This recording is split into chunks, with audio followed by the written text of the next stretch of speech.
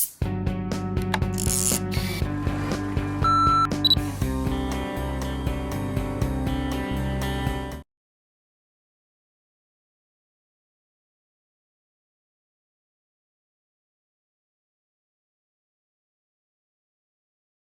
I'm going to introduce both authors, and then they're going to split the evening.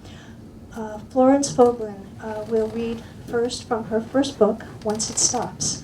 Florence is the author of the chapbook Facing the Light, and her poems have been featured in numerous journals and anthologies, including The Breath of Parted Lips, Voices from the Frost Place, and she lives in White River and Summers in Littleton. And in doing research for the introduction, I came across words and phrases that described her poems, which were really inviting: exuberant, well-honed, playful, psychologically insightful, and startlingly precise, which I thought was an interesting descriptive. And then Laura Foley will read from her fifth collection of poems, Night Ringing. And Laura holds degrees in English literature from Columbia University.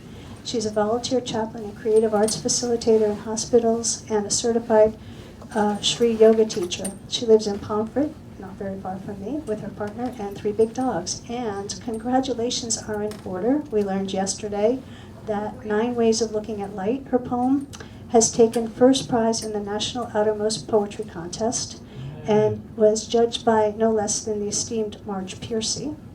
And another poem entitled Lost and Found was also chosen as an honorable mention. So without further delay, help me welcome the 2 poets.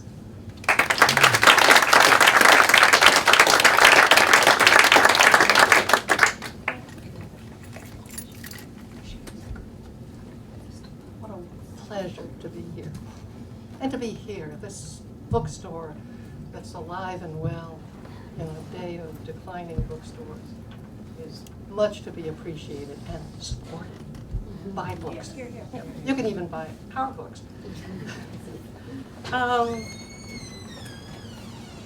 I do want to thank Liza and no? Okay. Can you hear me now? Bob, you're in the back. A little more? Get a little closer? Oh. Whoa.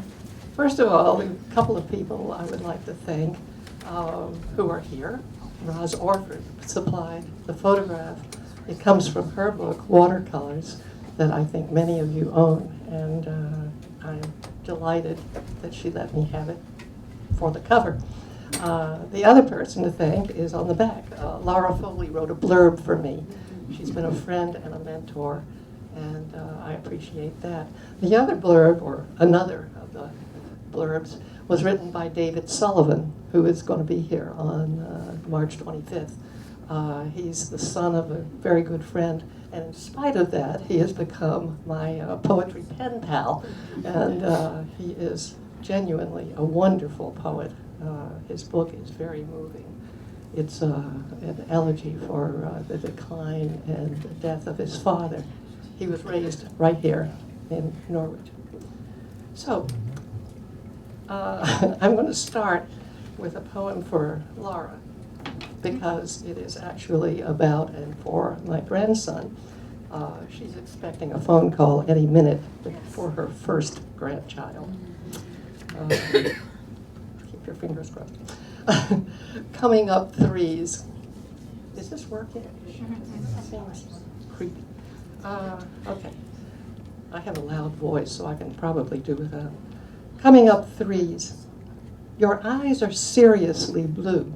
So when you locked your gaze on me and, less than 3 months old, wouldn't let me look away, I wondered if they keep their claim on me and on the sky. Now you're 3, well-traveled, word and worldly wise.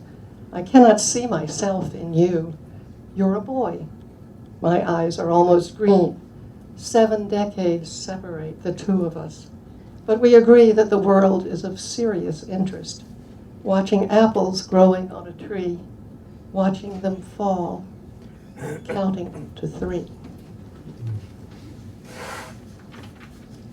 Now, another more serious effort. This is entitled Vantage Point, and be glad it started 12 pages, and it's not that anymore. It's 2.5. It begins with an epigraph from Seamus Heaney, the Almighty. The very there you are and where are you of poetry itself. Vantage Point. Chanterelles. It's easy picking to spot their salmon orange glow, their holy robes of saffron lifting from the musty soil, their apricot smell in the rain. Jeweled with dew among rotten leaves, they're as unlikely as tropical coral would be rooted here on a reef in New Hampshire, near where frost chose to make a home. I sat on his porch with a yellow pad and pencil, enjoying a late summer afternoon, the wind's slow breathing, a familiar view. Is this place, or any other place, what's needed for a creative life? I found north of Boston on a shelf when we bought our summer lakeside cottage 20 miles or so from here. I'm sorry. You can turn it off. Yeah. Sounds good enough. I don't need it. Holler if you can't hear me, but I'll talk loud. I used to be a school teacher. I know how to do that. I found north of Boston on a shelf when we bought our lakeside cottage, 20 miles or so from where he shunned living a purely literary life. Days writing words derived from words. No ideas but in things? No ideas but in verbs. When he watched stars, it was to see them move, to time clock Orion as he clambered over the hill and crossed the sky. His stars still burn, the constellations pivot. My son built his own star splitter. He'd rouse us from sleep to trace asteroids and wouldn't let us miss northern lights, shimmering with their otherworldliness. A place is where there's something going on. But why on earth did he move here from England? New Hampshire doesn't convey how cold it is. The wonder is he found the place congenial, remote, the soil so poor, the house so small. It's welcoming, I'm told, but trembles in the night as if it might surrender as so many others have and fall to ruin in its own cellar hole. Gone is his window tree, the elms are gone. He left this house, moved again and again. I'm shadowed as I walk from room to room. Safe on the porch, I'm glad to be alone and escape a roof deformed by years of snow.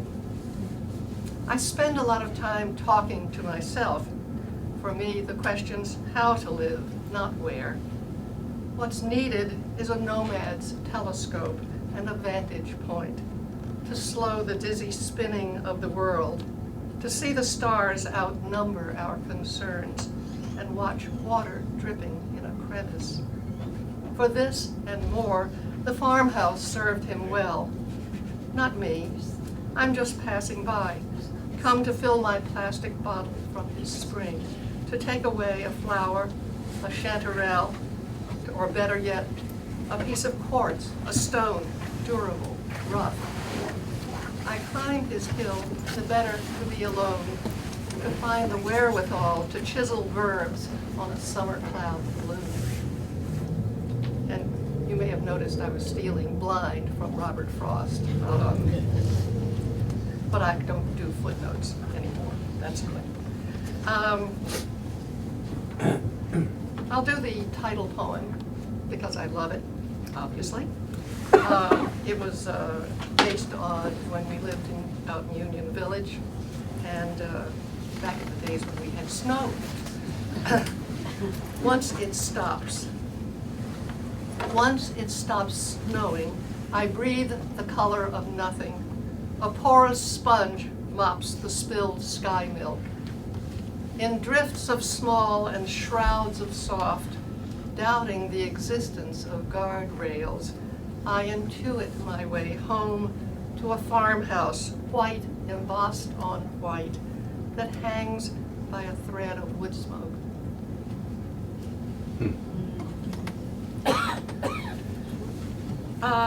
Not all poems in Vermont have to be about snow. This is about June day. By the way, it mentions something. It's based on a little thing I read in the New York Times that said that our eyes are programmed 3 times over to see the color green. Who knew? The best of company.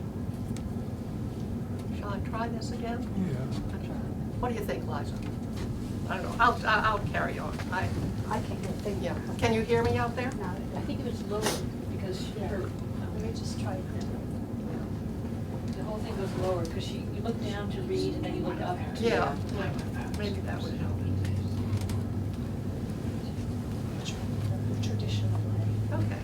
Yeah. Put her look down. Yeah. Okay. Does that work? Is it clicked on? It helps. I know. Okay. Now, okay. I'll try again. Much better. It's just the best of company. The power and the glory of a June morning is pushing 80 on I-91, listening to Glenn Gould play Bach's Fifth Partita much too fast. Both of us. Each note as articulate as a leaf in summer's green, hilarious profusion. The deity is extravagant, not at all put off by speed. Zooming into Vermont, I'm in the best of company, an apprentice learning from masters to focus on detail. Leaves unfurl, a plethora. I phrase them into trees, dial up the volume, and weave through traffic's pop tunes, rock melodies. Make way for the Baroque. Glory be to God who does things to excess. Our eyes are programmed 3 times over to see what he's doing. Celebrate abundance, abundantly precise. Step on the gas and race the sun toward light's longest day.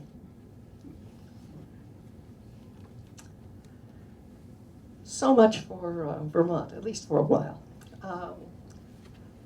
This takes me to another wonderful place, eventually, which is, of course, Italy. You know that. Voyage to the New World. 1. Among the winged, expatriated seeds blown free in early summer air, a windswept surge of basic needs, life's fair share of sun and rain. Should one who travels far and feeds on perfect light and soil complain or boast about her past and its despair?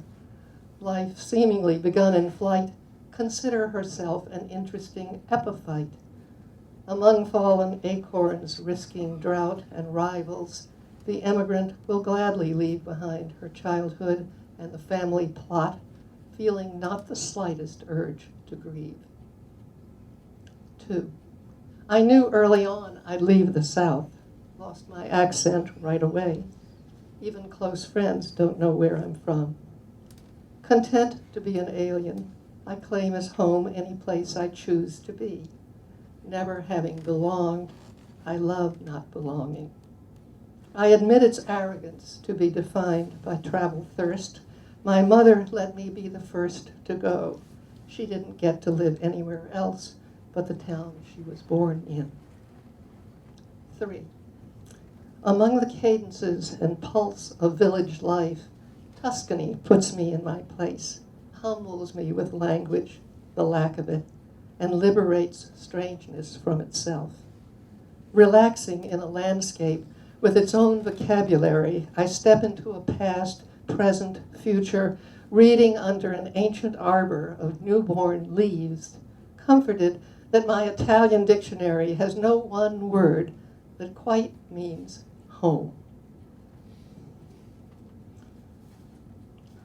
I can't not do this. It's my signature poem. Who is Sylvia?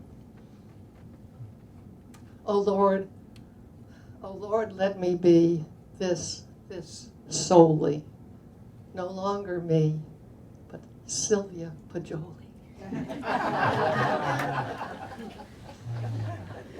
I'd love to hear you laugh. Keep it coming. I'll try to lighten up. Let Them Be Left is, again, starts out about Italy, but ends up at Partridge Lake, which is near Littleton, and my other heaven. It's a line from a poem by Gerard Manley Hopkins, who's wonderful. My husband told me so it must be true. Let them be left. I'm back from places picture perfect. Tuscany, a sunlit dream where every hill town punctuates its presence with double rows of cypress trees, trim as exclamation points. Back to Partridge Lake, it's spring-fed, snow-filled, muddy, wet. From Italian gardens and city boulevards defined and caged by geometry, hedges, topiary, pear trees splayed against a wall, walks swept impossibly clean, even dirt and gravel, back to where the soil's so poor it needs a granite bed to hold the lake in place. No one planned this mix of pine, birch, and hardwoods, quarreling for a patch of light, strangling rocks in search of food so scarce ancestral rot is nourishment. In this wild, wet clearing in the woods, the undergrowth welcomes me home with strangeness, the smell of a mushroom, the careless ease of ferns.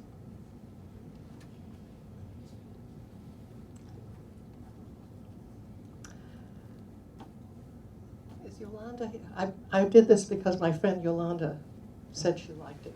So, for Yolanda. Geometry lesson. To see a rhomboid born at dawn cross my bedroom wall from left to right, a slow motion Euclidean butterfly, is to admire as a mathematician might the beauty of the calculations that inform the beauty of the world, the angle of the light foreshortened as its bright wings ply into an origami in the corner, a chrysalis from which no sooner free than rising day pins it to the floor, extinguishing what one might hope to learn from its descending flight.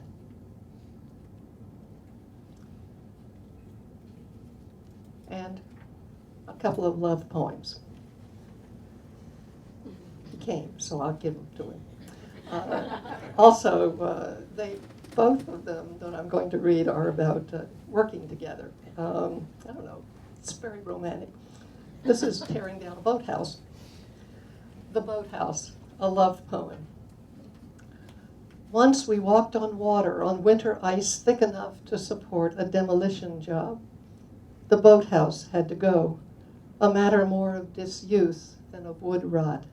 It was a kind of shared therapy, tearing it apart with our gloved hands, sledgehammers, crowbars, rough tools attacking a task with leverage allowed only by winter's floor. Removing stubborn, rusty nails, we heard the children's summery squeals. No swallows were around to swing by and complain. We peeled down to our undershirts, sweating an out-of-season sweat that defied the icy slush beneath our feet, boots skittering in awkward navigation. We made a fire in snowdrifts burying the beach. Roasted nails remained as evidence until we mopped them up with magnets. Like love-crazed fireflies, sparks rose to celebrate the cold coming of the night, while the exposed frame leaned with the loss of its clabbered skin, one way then another. For as long as we could, we kept it aright, swaying and holding on to itself like a pair of weary marathon dancers. It is a love poem, honestly. You should have been there. Window washing. Those of us who have had the pleasure of living in old farmhouses know about the frost that forms on the window panes. Window washing. It has an epigraph by Ludwig Wittgenstein, who is a close personal friend of my husband. What we cannot speak about, we must pass over in silence. Window washing. A warm November day bookmarked the change of seasons. We washed the windows, one in, one out, eased into a rhythm and sequence, ending with them walled tight between us and the coming winter.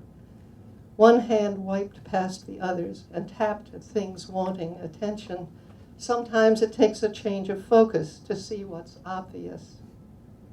We smiled more than usual. Job done. Without a word, you kissed my eyes. January's traceries, with hands steadier than ours, will etch incremental, feathered proofs of love on multifaceted canvases we've prepared, gessoed with separate-sided care, each pane an abstract expression of illuminated silence. My last two poems are new. In fact, the Norwich Historical Society is going to be having a show starting, I think, in April. And they've invited poets to come in and look at the collection and find something to write about. And boy, did I hit the jackpot. I try to contain myself. This is what I wrote, so this will keep me from running over.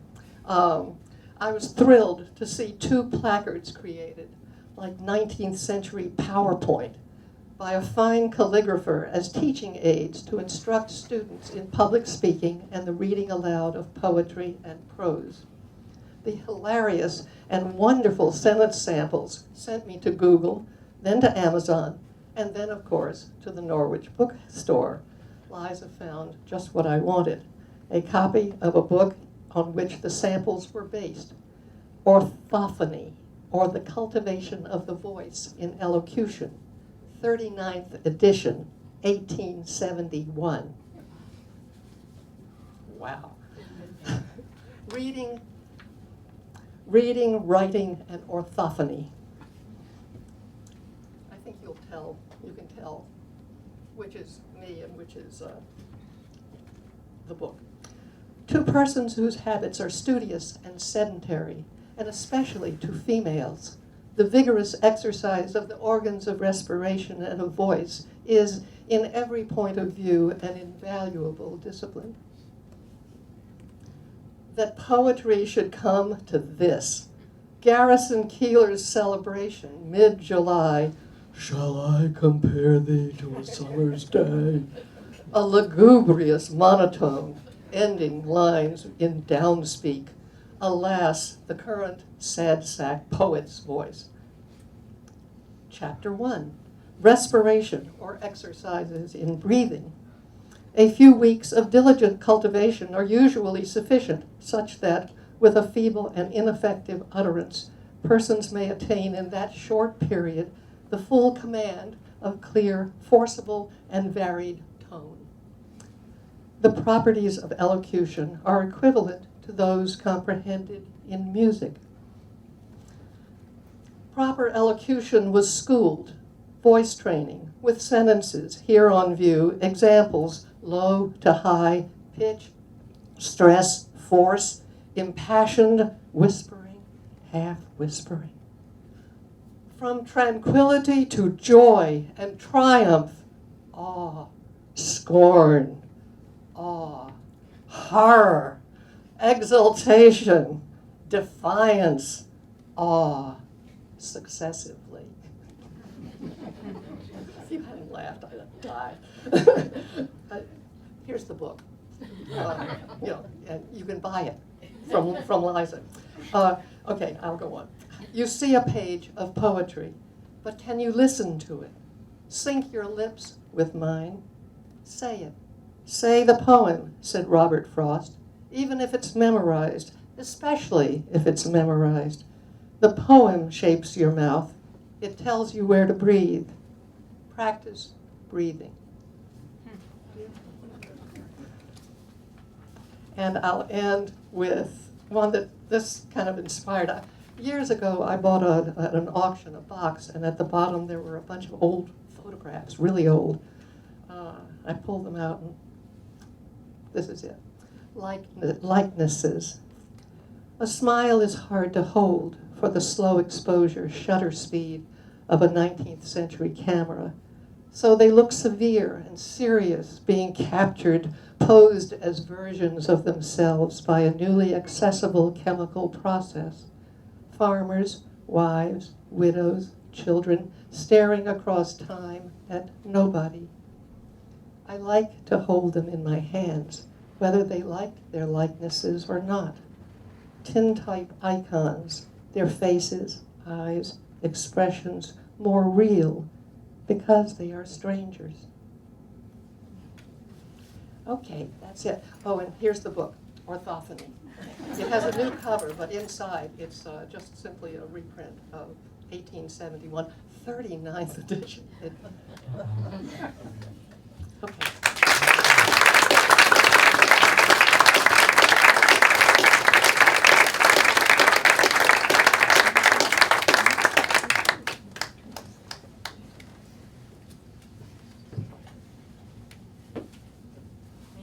Thank you, Florence. That was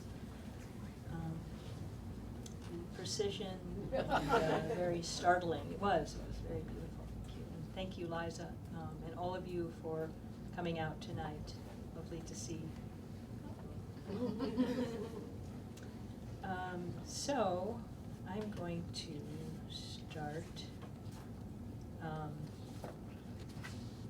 with something new. So my daughter-in-law, her due date was February 29th. If the phone rings. I check my phone. I check my phone. I check my phone again. I have a good reason. One of the best. Something is about to happen. Something. Waters will break. We don't know when. It could be now. I'm going to check again.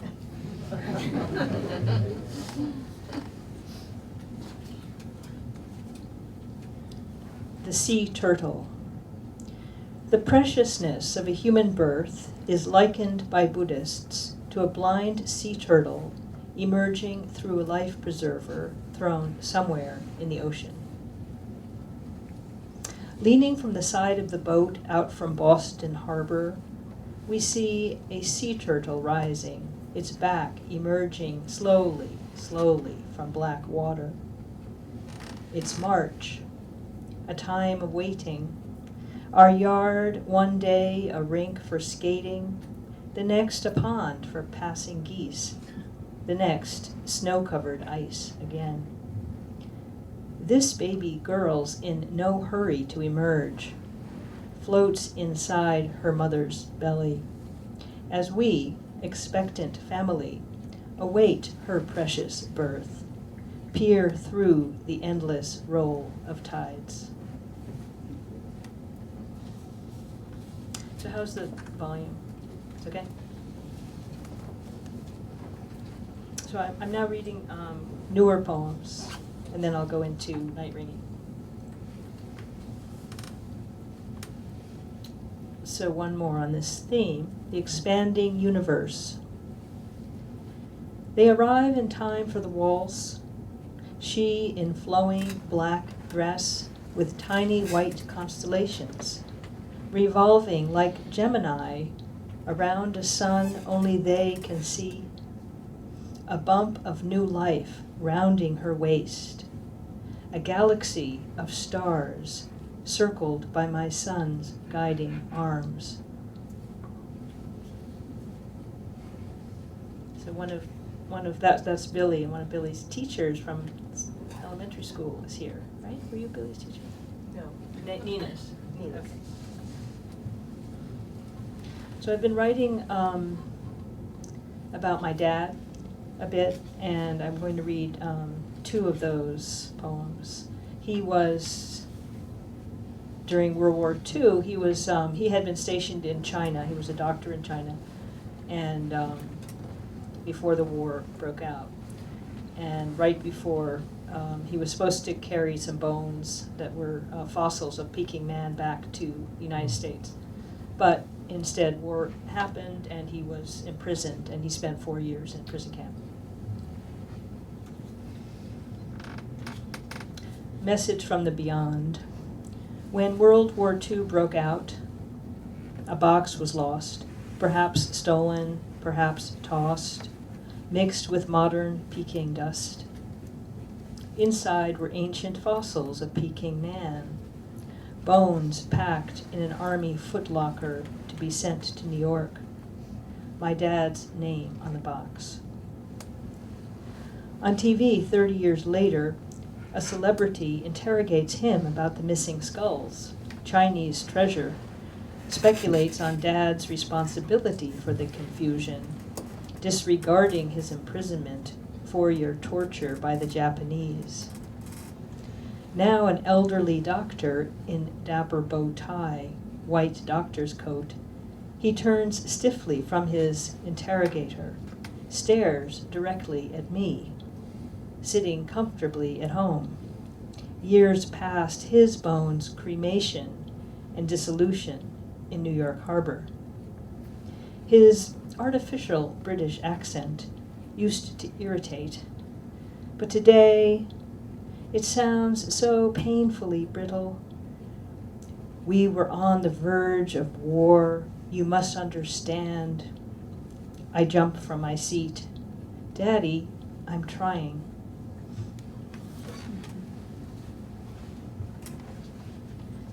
So his experience in prison camp was as rough as one might expect.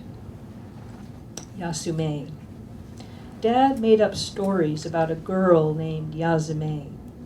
Yasume, at ease in Japanese, his favorite word. The Japanese who that day would spare him the bayonet. Yasume on a flying carpet, soaring over oceans and countries in some the world, powered by a word.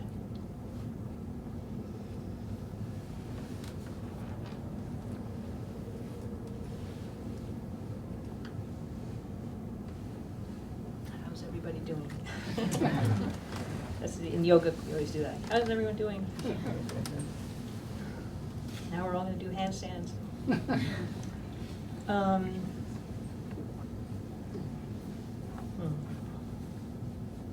I'm going to go into night ringing. So the cover is local. It's actually a photograph that I took from my house on the Connecticut River, looking out at Mount Ascutney. Connecticut River.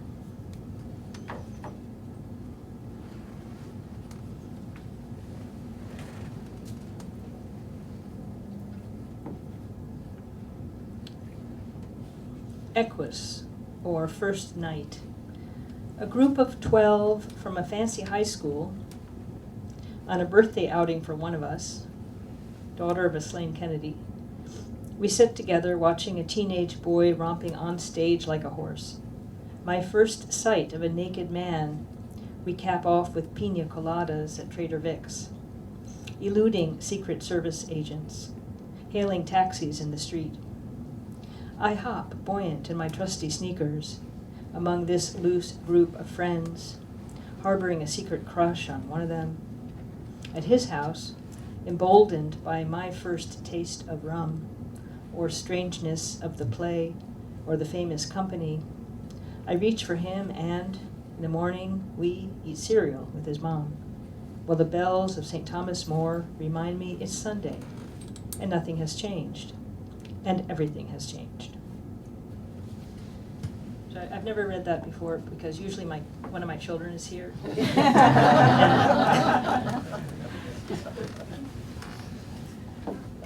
So Billy is busy waiting.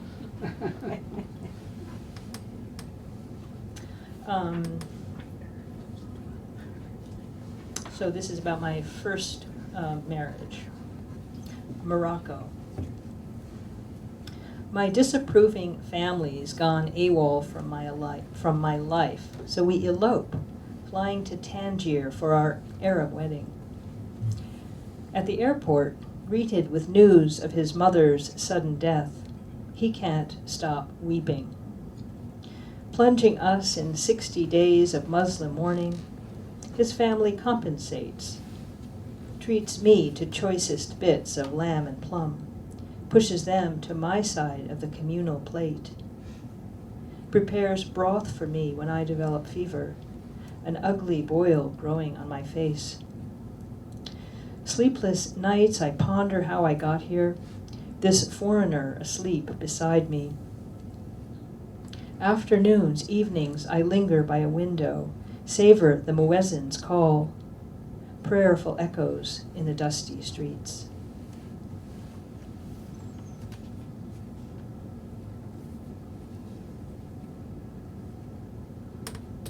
So to back up a little bit, how I met the man I married first.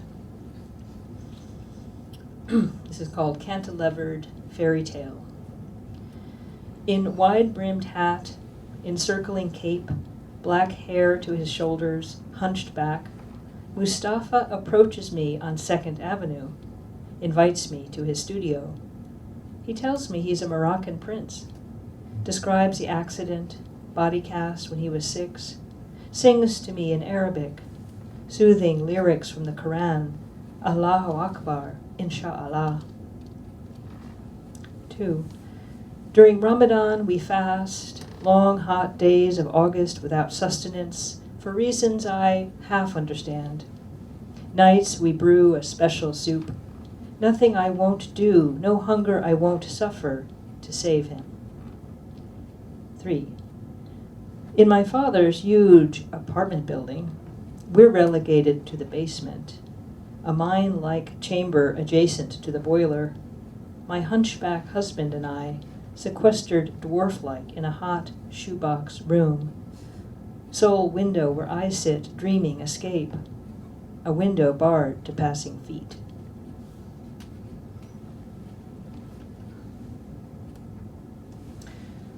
So, moving along to my next husband.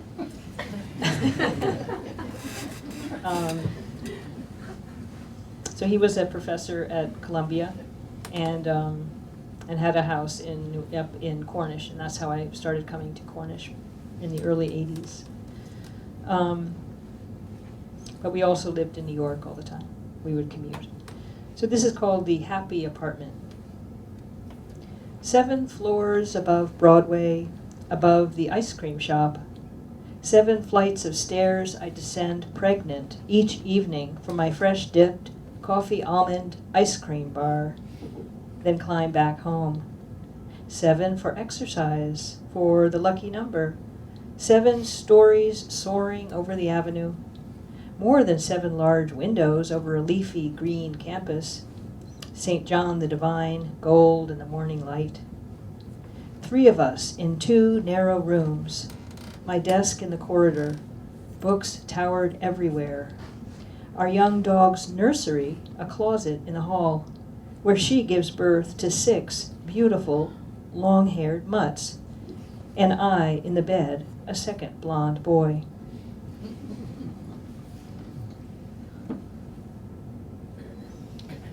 I'll read the title poem. And at this point, so my husband, as a professor, he was a wanderlust, and we just traveled all the time with our children. And at one point, we spent a year in Indonesia. Night ringing. My dad's voice on the phone in the middle of the night, delivering the impossible to assimilate news of my little sister's death in an air ambulance from botulism after eating a bagel and cream cheese. Don't let this spoil your milk, he warns, my newborn baby asleep beside me. 3 months later, I'm woken again by ringing at 3 a.m., this time my aunt's voice, your father, heart attack. Now in Indonesia, half a world away from my ailing mom, jolted awake by insistent ringing, I'm stumbling through the dark, winding down a circular stair to the place where the ringing doesn't end.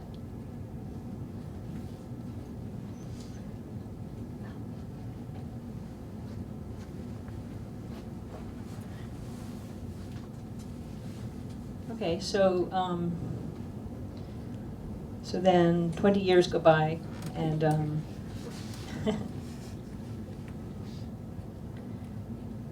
this is called The Best Day of My Life. It's unseasonably hot, and I'm alone in my new house without a fan.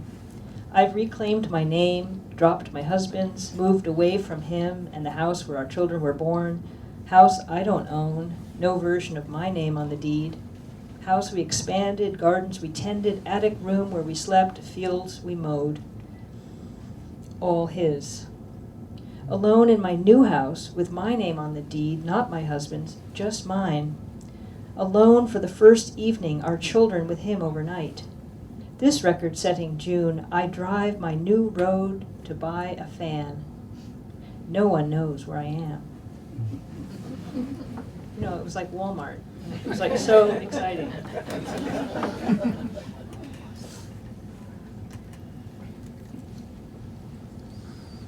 So here we are, March. The Giving Tree.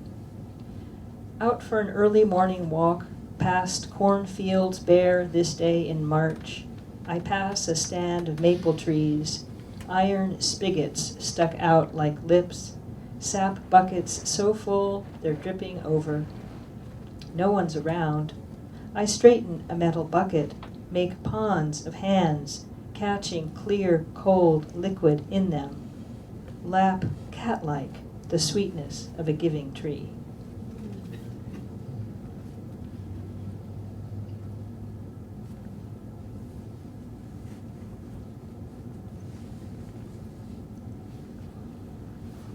About my mom, how I lost her. Mother didn't die of the stroke which left her mute, didn't die in Chuck's steakhouse where she ate with a friend that night. It was later when, alone in her room, a bit of leftover meat stuck in her throat. And she didn't press the red bell by her bed, couldn't call out, staggering into the hallway, falling where they found her hours later.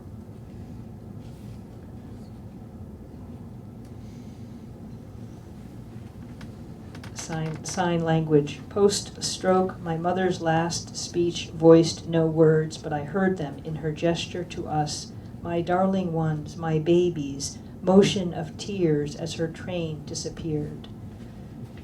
So the last time I saw her was putting her on the train in Windsor. She lived in Connecticut, and she couldn't speak, but she went like this, and she waved to us. About my youngest child. Like shadows, I call my youngest child, institutionalized for 6 years, home. I call her home to sleep in a room her own again, no return to school possible. I spend 2 hours alone before she wakes, 2 hours of quiet at my kitchen table, not enough hours looking out at the autumn fog as birds like shadows pass by mine.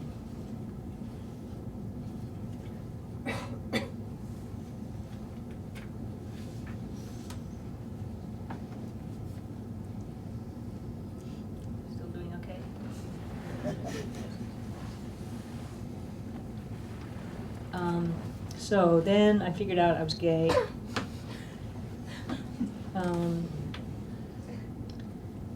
So I've just had all these adventures.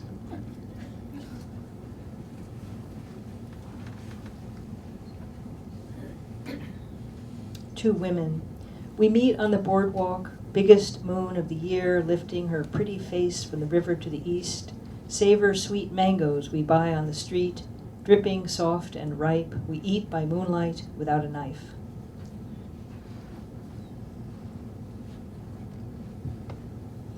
At the doctor's office. When the doctor says, I have permanent hearing loss in both ears, I imagine a monarch, wide wings propped on fragile legs, resting on the wise doctor's balding head.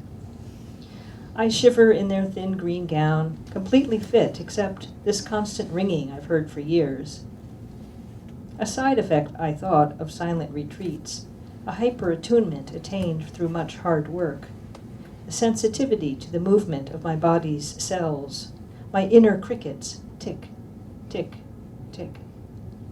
When he adds, it will get worse, The butterfly lifts on able wings from its slippery perch, unimpeded by dangling legs.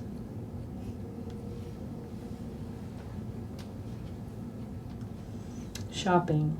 When I go shopping for t-shirts, pants, a coat, I'm embarrassed by sales clerks, dressing room attendants, shoppers who might steal a look at me as I study my mirror self. Even groceries make me shy. Do I recognize my former therapist in the dairy aisle? So when my new lover proposes we visit a sex shop together, it's so scary, so outrageous, I just say yes.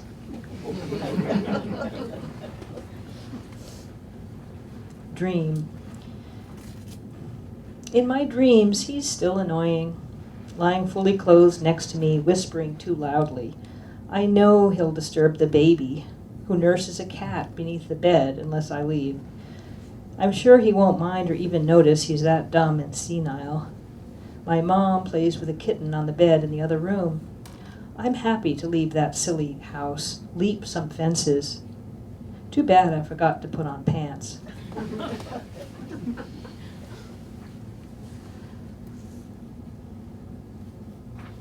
Incident in the coffee shop. I'm having my usual OJ, Bialy, eggs poached easy. I've known this waitress years. Florence, not you. Florence has met my kids, my son's girlfriends, my lover, who I'm breaking up with. Today, when she asks if everything's okay, I begin to cry, before realizing she means the food.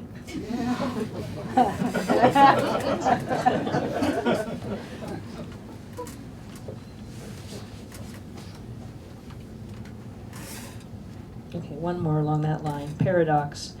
A friend writes that my poetic words fill her with strength, but I read pathetic, which is exactly what I'm feeling. A familiar ache, a longing for someone to write to me, my ex-beloved, who doesn't want to resume contact, who I know for a million reasons I don't wish to resume contact with either, who I foolishly wish to see, sitting in the sun's gold slant without seeing it, thinking, maybe I'll surprise her in New York, sit on the sidewalk with my dog, in the cold, of course, holding a handmade sign, marry me.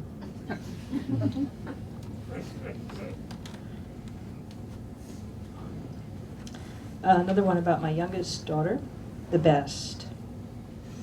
After our weekend together picnic on Governor's Island, double-decker tour bus, Empire State Building, top of the rock, my quote-unquote developmentally disabled teenager texts me from the train, so tired but had a nice time, thanks, Mom, love you. I think of my friend's daughter, an angry 15-year-old Red Bull addicted, recently caught shoplifting, and text mine back, love you too, babe, you're the best. Each blade of brass so green under my feet. So, a couple more.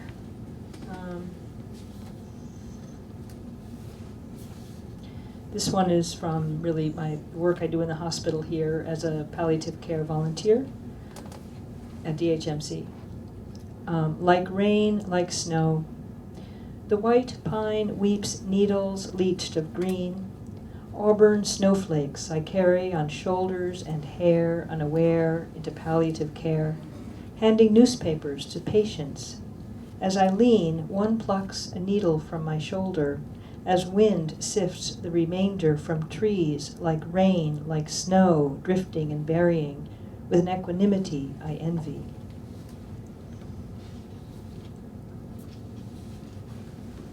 And I have a love poem too. Beyond. I don't think of her as woman or man, just as I don't gender sunlight on my face the first coatless spring day, or wind lacing the waves. The particular beauty of her eyes and gait, the tilt of her head as she listens, exist in a realm evolved beyond any words I know, soul beyond any description of rose or peony. The way she tends me as one would a flower, so my leaves droop and petals wither when she is away from me.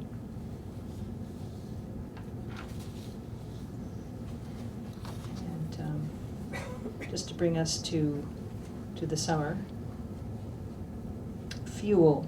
Paddling Umbagog Lake from New Hampshire to Maine and back, cooking over open fires, waking to moon lighting the lake at 3 a.m., sunrise paddle on glass still water, mist rising like a dream of Eden I imagined we'd lose in the long drive home, or time rushing after. But we placed ourselves in beauty's way, and it stays in our marrows, fuel we use to warm long winter nights.